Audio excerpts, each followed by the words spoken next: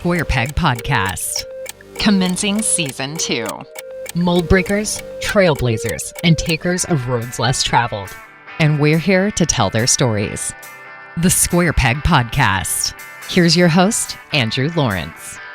Not all of us look the way the world expects us to look, think as the world expects us to think, or arrive at our destination the way the world expects us to. On the Square Peg Podcast, we give a voice to mold breakers, trailblazers, and takers of roads less traveled. I'm your host, Andrew Lawrence, and thank you to the Searchlight Needles for getting us started as always.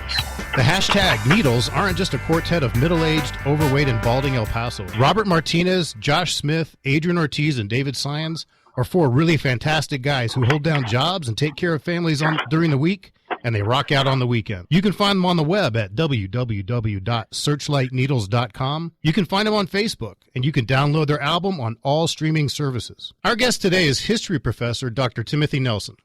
Dr. Nelson's multifaceted work concerns racism, ambition, and the search for opportunity.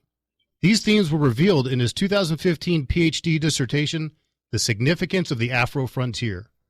Dr. Nelson was born in South Central Los Angeles and raised in Compton during the 1990s in the wake of the race and class-based conflict with the Los Angeles Police Department. He earned his PhD from the University of Texas, El Paso. Welcome to the podcast, Dr. Nelson. Hello. Thank you for having me. We are so glad to have you here finally. I've been looking forward to this, the whole off-season. It's been a busy off-season. There is an off-season. We are in the midst of Season 2 here in the Southwest, the Square Peg Podcast. I'm glad to have you here. I'm glad we're able to do this. Distance is not an issue, obviously. Things are real challenging now with COVID and not being able to get together in person with people. Right. And I imagine there have been maybe some challenges for you with the work that you're doing, but hopefully it hasn't been too bad. You've been able to continue up with the research you've been doing. How's that been going? Oh, it's actually exponentially grown because I've always operated in the virtual world. So now, since everyone else is in the virtual world with me, it's been exponential growth since the pandemic started. So do you feel like people are a little bit more accessible to you? Yeah. Well, that's good to hear. You know, few people think of the U.S. Southwest when the subject of Black history comes up. And conversely, few people think of Black history when discussing the history of the United States Southwest. How did you first hear about Blackdom, and how long was the process of you deciding that this was going to be the focus of your research? I came in a few different directions. And, you know, with U.S. history, we all get this false sense of direction. Like for example, the U.S. Southwest was also Mexico's northern frontier. So when I first heard about Blackdom and I listened to the stories of Blackdom, I wasn't all that impressed. But I also came at it from another direction, which was as a poor college student, and my dissertation chair said, hey, you got to do something local if you're going to finish it. So Blackdom became my project. And so as I started looking at it, I realized that the stories told about it wasn't the full narrative. And that's when I really came to want to be a part of discovering Blackdom. I was thinking, I think you and I have discussed before, and we'll talk about it a little bit later, how I first heard the word Blackdom. But I mean, where did the first time, do you remember the first time you actually heard the word Blackdom or read it somewhere or had it introduced to you? That's what it was introduced to me by someone who became my dissertation chair, Dr. Jeffrey Shepard. He's at UTEP now, and I think he lives in Las Cruces. I'm sure he lives in Las Cruces. I heard about it when I was getting my PhD. I heard nothing about it the whole, decade I was in Las Cruces. I'd never come across it. And I studied Black history at New Mexico State. So that ought to show you, there was something else going on. So you actually got into your PhD program not knowing exactly what you were going to write the dissertation on? Oh, yeah. Usually, let's just put it like this way. Few people go in knowing what they're going to do, and the people who know what they're going to do usually change. And if you don't, you'll get through pretty quickly. But 9 out of 10 people are going to have to revamp what they thought they were going to do. So yeah, it's always a nebulous space when you join a PhD program. That's very interesting because I had never really given that any thought. And, my education formally, my formal education finished at the bachelor's degree level, but I was always under the impression that at least the leap from the master's to the PhD, there was some sort of continuity in that you would write your master's thesis on something and then expand upon it with your PhD. But I'm learning today that's not actually how it goes. Well, you can, and there is a program where if you have a bachelor's degree, I think at UTEP you can, with some really good references, get into the PhD program and get your master's degree on your way to getting your PhD. And yes, then what you're talking about is implicit in the process. So that's why it kind of speeds you through. However, I didn't join that way. I joined the PhD program with already a master's degree, which means, when you transfer, technically that's what it is. I was transferring in graduate school. Everything didn't apply. I had to do what the PhD program wanted me to do instead of the master's program at University of Northern Iowa wanted me to do. So that's what I mean by if you're able to get into a program that has both master's and PhD, you can get through pretty quickly. Well, as long or as much as there may have been a process to you finding Blackdom and deciding that was going to be the focus of your PhD dissertation, the exoduster lens versus the Afrofrontierist lens is something that's very central to your analysis of Blackdom in particular, to the history of how blacks in the West in general. You get right into that, and that becomes very apparent very early on in your dissertation. Take us through the process. Yeah. Take us through the process of how you came up with the term and how you came to see this history through that particular lens. Okay, so I was a little ambitious during my PhD program and my dissertation. So now the way that I kind of put it is not exoduster versus Afrofrontierist. I used to kind of have that because it was a thought process, but then as I've refined it, I've realized that Afrofrontierism is a postscript to exodusterism. And for the audience, exodusterism, think of it as people inspired by the biblical narrative of Exodus and Moses, children of Israel out of Egypt and into the promised land. And if you notice, the black president, 44, Obama, his book is called Promised Land. It comes from this identity that most African Americans have. So Afrofrontierism more so is a postscript to exodusterism. And the short version is of why I had to do that is because when I found Blackdom Oil, I had a hard time understanding what it was, what its importance was. And so I had to come up with a whole new historical framework for all of us to understand, because that's the nature of dissertation work. You kind of have to have an original idea, and so that's how it came. That's how it came about. Wow. So the Afro, you've given us an idea, an example of the exoduster with the biblical reference. Could you be a little bit take us a little bit more specifically into what you mean by an Afrofrontierist? Oh, okay. Now, I'm going to do something that most historians don't do. I'm going to give you a very elementary analogy here. Well, that's why we're having you on the show, because you do things that most historians don't do. All right. So I was listening to students of mine, and they started talking about the Illuminati.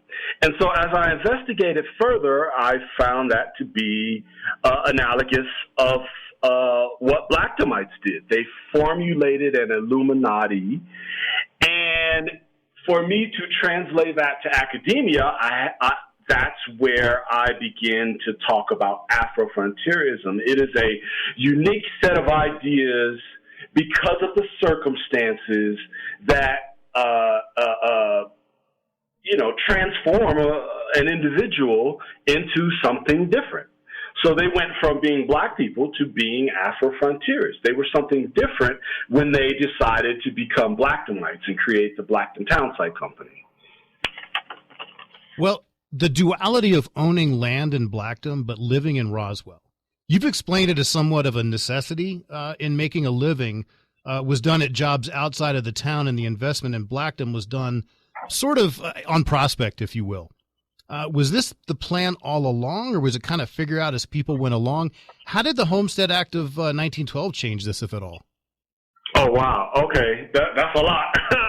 let me try to shrink it down for a minute. Okay. So imagine a wall or veil. So behind the corporate veil of the townsite company I was just talking about, black people had more power. They were able to live out their own version of utopia. So when new laws came in, because they were in their own municipality and sovereign beings, they were able to take advantage of, when I'll give you an example. The Homestead Act of 1909 is what started Blackdom's revival, because it took the original allotments, which were like 160 acres, and doubled it to 320. So if you had 2 homesteads now, you had a whole square mile. So that that new law created new possibilities that black people could take advantage of because they were behind the corporate veil of their municipality. If they were just Roswellians, they wouldn't be able to. They would just be black people who were chained to the underclass of Roswell. And so they, the fact is, it's not like money started rolling in, and we'll get to that a little bit later with the oil and the oil prospecting and oil contracts. There are some people you've talked about specifically who had to run businesses. I guess the bills won't pay themselves, and when the land isn't producing harvests yet and oil hasn't been found yet, I guess you kind of have to have a job. But it seems to me like, if I read correctly, the Homestead Act of 1912 kind of changed this because it shortened the amount of time a person had to be on a certain specific plot of land before they could file for a homestead patent. Is that correct? Yeah, you're getting into the details of the laws, and what I'm saying is the very fact that black folks were able to take advantage of the law is the point. Okay. Do you see how that's significant, right? Because Roswell was a Confederate stronghold. Most of the black people were cooks and porters. Now you had cooks and porters becoming co-founders of their own municipality, of their own businesses, and being sovereign beings. You see how that's like it's a nuance, but it's a very important one. Right, and I think I maybe even got ahead of myself here. Just for my ears, and of course for our listeners, let's go back real quick and just let's talk about real quick about what the Blackdom 13 are and the Blackdom Townsite Company. Oh, how much time do we have? Real basic. Let's just the Blackdom 13. Like I mentioned earlier, the kids used to talk about Illuminati. So in this scenario, they would be the Illuminati. They were ministers, military men, and Freemasons. Now, they were all that, and they were stuck in Roswell as cooks, maids, and porters. Well, because they had the ambition and fortitude, and they communed in churches and Masonic lodges, they said, how can we get more how can we realize more of our ambition? Boom, let's create a town. How do you create a town? Well, they know that because a lot of these people were educated. They were ministers, military men, and Freemasons. So the Blackdom 13 were the ones who collectively created the image of what a Blackdomite was and prioritized what a Blackdomite wanted in the townsite. And now, here's a message from one of the sponsors who make this program possible. Lorenzo's Italian Restaurant has been a part of the Las Cruces community for over 25 years, supporting schools, shelters, and veterans. Even during COVID times, Lorenzo's is offering patio tent dining, delivery, curbside pickup, Chow Now online, and mobile app ordering. Now offering customers any signature or two-topping pizza for only $15. There's only one Lorenzo's in town, and it's at 1753 East University in Pan Am Plaza. You can call 575-521-3505. And ladies and gentlemen, just a little bit of ad-lib here. If you've never had Lorenzo's meatball, you've never had a Lorenzo's meatball. By the way, I know. Dip their bread in some of the oil with a little bit of salt, a little bit of Parmesan. You will not be disappointed, I guarantee you. Now, back to the discussion. Quite often you've mentioned in your dissertation the lack of what you call formal, or what I would call formal, Jim Crow laws in the New Mexico territory, while still racism still obviously existed as it did in much of the rest of the U.S. It wasn't until the third decade of the 20th century when Blackdom land was consolidated and, of course, the prospect of serious oil profits loomed, that things started to get really bad. We saw the formation of a local KKK charter. What other examples of ramped-up racism are you aware of that stemmed from the same type of prospect of black economic opportunity and prosperity? Okay. This is one of those complex stories that you're going to have to hold two ideas at once. Okay, so as the racial tension increased around the country and in Chavez County, understand that early Blackdomites, they were playing chess, right? And what I mean by that is they knew how to make the institutions work for them. I'll give you an example. Instead of saying, in the Plessy decision, separate but equal, they would see it as separate and equal. In other words, there was a way to turn around whatever the worst that laws had to throw, because in the territory, there was no actual Jim Crow laws or enforcement. So they were able to use that to their advantage. Basically, they go ahead. Well, no, it seems to me that it's pretty clear that, saying people are equal is one thing, or having a lack of a formal system of tiered classes in society is one thing, but it's not until the prospect of people actually having what really gives people power in this country, money, seems to be the impetus for, wait a second, now we got to do something about it. I mean, we say it's equal, but now that there's green involved, and that's the idea I'm kind of getting. It seems pretty obvious. Okay. Here. So what Blackdom? So let me show you the chess that they played as they knew this was happening. Blackdom Oil was announced in the Roswell Daily Record, December 31st, 1919. By the summer of 1922, Blackdom sold its church and half of its residents moved completely out of the county, and the rest of them basically blended into Roswell. Nevertheless, they still remained to get their royalties. So the town existed virtually, and they were still getting money in Roswell and in Doñana County. Who was working the oil, though? So what would happen is there would be an exploration company that would come from New York, Los Angeles, Oklahoma, or even local exploration companies like the Mescalero Oil Company, yada, yada, yada. They would come and lease the land. So basically the land that Blackdomites had was collected in paperwork and put into a bank in Roswell, and then in Roswell, someone would come and pick up that paperwork and say, oh, okay, I will lease this, pay the bank the money, and then the royalties would be distributed based on the leases of the land that was collected at the bank in Roswell.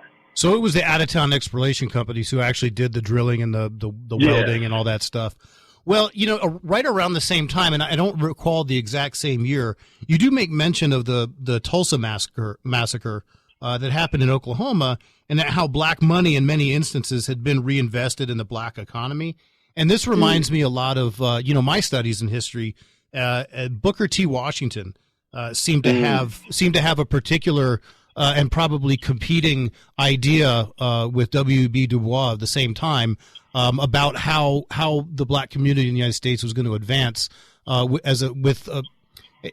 reinvesting in black institutions seemed to be more along the lines of what Booker T was all about. Am I tracking correctly? You tracking. You see, this is the postscript part.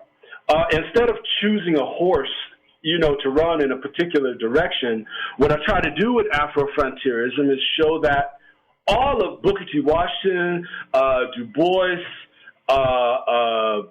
I could go down. There's a whole list of them, Marcus Garvey, so on and so on. They were all a part of one intersectional blackness that influenced black people. There was, like I said, there's a Blackdom 13, not just one leader of Blackdom. All of these ideas from different states, different institutions came together, and the ones that worked well together is what you saw in Blackdom. So yes, Booker T. Washington was there, but he was there with his whole cohort, even the ones that disagreed with him. Well, I mean, we talk about the name that comes up. It seems to me most often, as far as if we're going to talk about our leading men, it's Frank Boyer, and Frank Boyer left for what we call either better or more consistent farming opportunities in Doña Ana County right around the time that it appeared that the oil boom was about to reap some really good financial benefits on the land in Blackdom. Why not settle in Doña Ana County to begin with? You would think that time that farming might be a more consistent or predictable, for lack of a better term, a route to put down or a place to invest one's money. Okay, yes, individually, maybe, but remember they were also focused on Afrotopia. Right? They didn't just want one person with a land or a piece of land or a lot of land. What they also wanted was a collective land that they can control from top to bottom, as high up as county level municipality. So, yeah, sure, maybe he could have gone to Las Cruces early or well, actually he couldn't because they had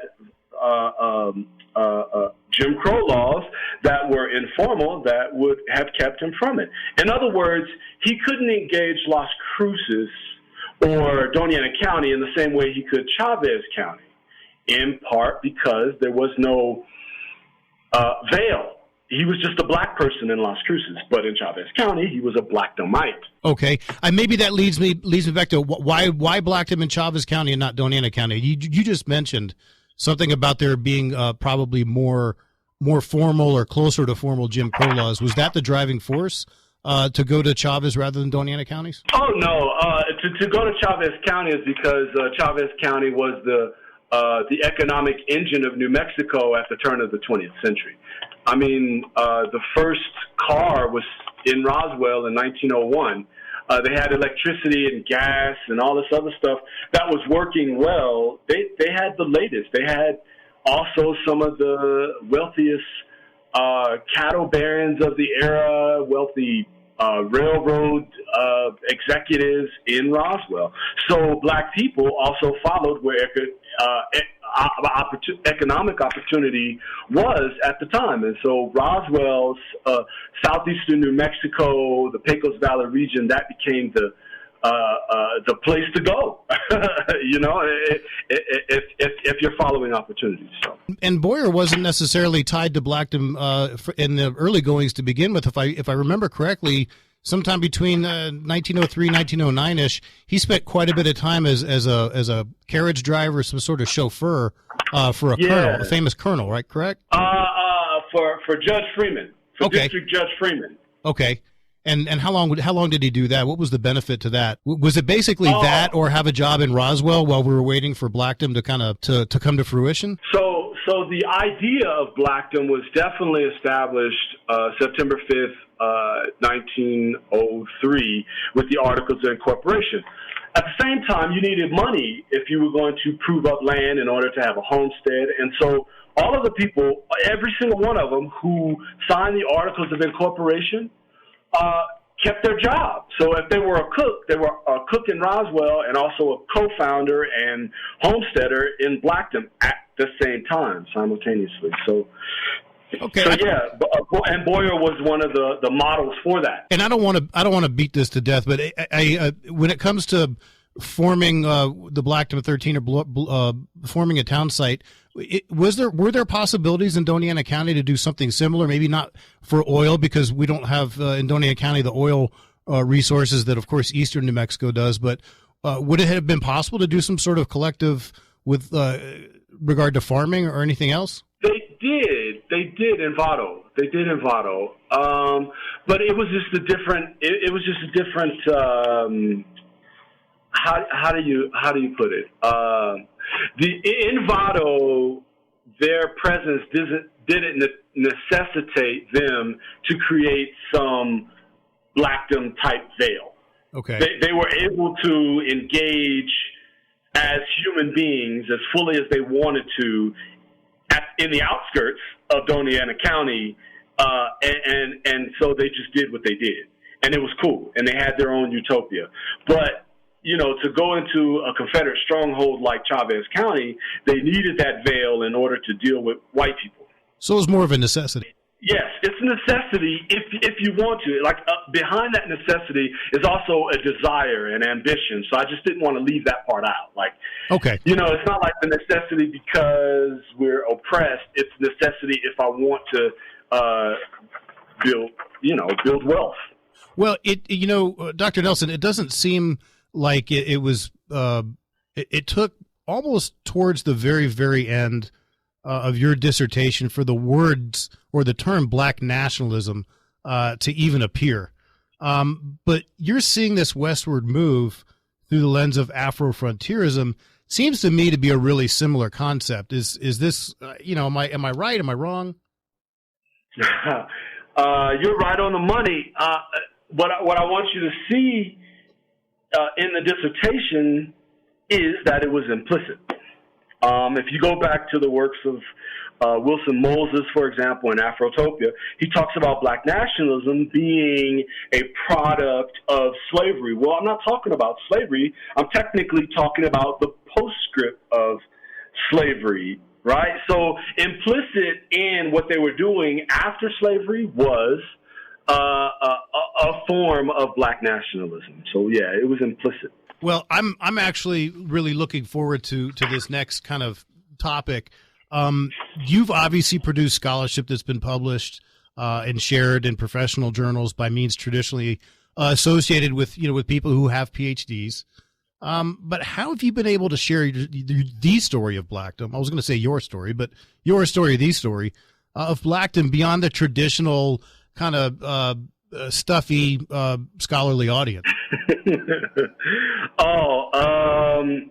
Movies, TVs, plays, Facebook, Twitter, Pinterest, Tumblr, YouTube, Santa Fe, New Mexican, WHA, public and private events. I have tried to put it where the people are. And all you have to do on social media is follow one of my major hashtags. I mean, the complex things that you and I may be discussing right now, it's just going to appear differently when you see it on social media. You just see it as either funny or not, or is that a cool shirt or not, right? You make those simple decisions, but behind it, it's a consciousness on display, a black consciousness on display, a black nationalist consciousness.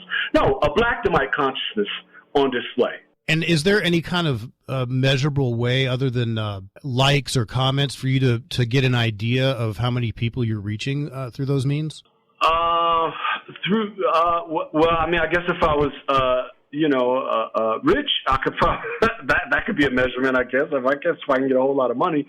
No, not really. It's kind of like the dissertation that few people read fully. I'm glad you did. It still exists. You know what I mean? That's kind of how I approach it. But I really would like, if anyone wants to share, like, comment, do any part of it. I would really appreciate it. It would be helpful. Well, and before we let you go, I'm going to give you an opportunity to kind of let everybody know how they can learn more about Blackdom. And believe me, I've been following this for quite a while, and there are quite a few different avenues. Right? one of the things that I try to do when I introduce people to Blackdom and me is I have them Google hashtag giggle my ass off. Completely spelled out, no spaces, and just the hashtag in front or the pound sign, depending on if you're digital or not, right? I think I've seen that hashtag. hashtag. And when you do that, it begins the rabbit hole. You begin to understand that, all of these things are deliberate. And then if you were to compile enough of them, you would see the Afrofrontier thesis in motion. So hashtag giggle my ass off is a bit of a gateway, you're saying? Yes. Okay. I use that when I talk to middle schoolers. They usually like it. If you just said ass, I'm sure middle schoolers would get a kick out of that. And now a word from our sponsor. That's right, we have sponsors now. Have you experienced pain in your lower extremities, even your hips or lower back after standing or walking? Your feet may not fit into your shoes or on the ground properly. Soulman foot insoles, with 30 years experience making people's feet feel more comfortable, can help. Henry Soulman Veloz is the official insole provider for UTEP Athletics and has made custom insoles for my athletic, casual, dress shoes, and work boots for 15 years now. You can find him on Facebook at Soulman Custom Foot Insoles, or you can call him at 915-241-2153, and that is Henry, Soleman, Veloz at Soulman Custom Foot Insole. And now, Dr. Nelson, I'm going to read a little bit of a quote here. It says, although black migration included diverse communities of color who were spread across great distances, they were able to develop various ways to collaborate, plan, and execute complementary migration schemes designed to deliberately colonize frontier spaces on 4 continents. End quote. That's a bit of a sentence there. Can you give some examples of maybe some other places throughout the world, not even on North America, where this has kind of been the case? Oh, yeah. So if you look at the growth of black Freemasonry in the state of New Mexico or globally, you'll see exactly what I'm talking about. Black Prince Hall Freemasonry started in the late 1790s in the post-Revolutionary War era. You'll see wherever black colonization like Blackdom was, you'll see black Freemasonry, but you'll also see black Freemasonry in other places. It usually blends in, and you kind of have to know what you're looking for sometimes. But that's one way to see their collaboration and planning and execution. So, do we see this maybe in West Africa, where with Liberia, and anything on the South American continent? Yeah. All over the South America. In fact, that was a part of. Okay, so in 1901, some things happened beforehand too. But basically, in 1901, you had the establishment of the 33-degree Masonry, which is the Shriners. I can give you the whole name, but Shriners is fine. And part of their charter was both North and South America. Where in South America? I'm thinking Brazil. I know that there's Brazil, Peru. Just go through every. Okay, so every incorporated country has a black Freemasonry, and what you will find in New Mexico is that generally every major county or municipality has a black Freemason lodge. But if you flip it to the other side and look at white Freemasons, for lack of a better term, you would see that in every county there's a black Freemason or a white Freemason lodge. So Freemasonry is a part of the institutional colonization of territory and spaces. Sometimes, again, I'm trying not to get into it looking like a conspiracy theory. I'm just saying that that's the fact. That's how it happened. Well, no, you talk a lot about Freemasonry and black Freemasonry, and it would seem to me it would make sense, at least at the time of Blackdom, we would have these separate lodges. Am I on the right track? Oh yeah, they had separate lodges as early as 1780. I don't want to get the date wrong. 1780s, 1790s with Prince Hall Freemasonry. But of course, in 2020, we're not perfect. We're certainly not in a post-racial world or post-racial America. But I would imagine that one of the terms that's stuck with me from a social class I took in college was parallel institutions. I would imagine that I would imagine probably in the American South, in the Deep South, we probably more likely to see black Freemason lodges even to this day. Yes, and you see how Georgia changed over. You see that in the last election.